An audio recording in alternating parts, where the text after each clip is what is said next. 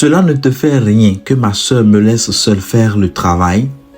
Ami de la vitamine spirituelle, même si ce que nous faisons est important, tant que ce n'est pas la priorité du moment, nous allons vivre dans l'échec, dans le désespoir, dans le stress, dans la peur de ne pas réussir à temps et nous allons nous plaindre de tout et de tous, comme Marthe dans l'évangile de ce 16e dimanche. Avec les lectures de ce dimanche, savoir définir ses priorités est indispensable pour notre épanouissement. Marie a choisi la meilleure part.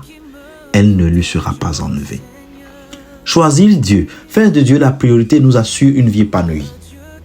Vous avez besoin d'une thérapie contre le stress, contre la peur de ne pas réussir, contre les plaintes, contre le manque de confiance.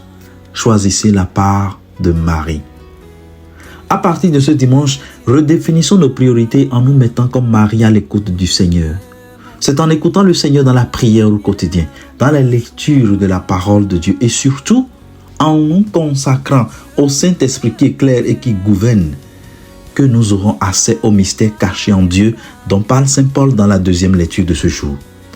C'est par le Christ, avec lui et en lui, que nous aurons droit à la meilleure part. Dis-moi alors ce que tu attends pour définir tes priorités. Sache-le donc, prioriser Dieu, c'est vivre en accord avec les cieux.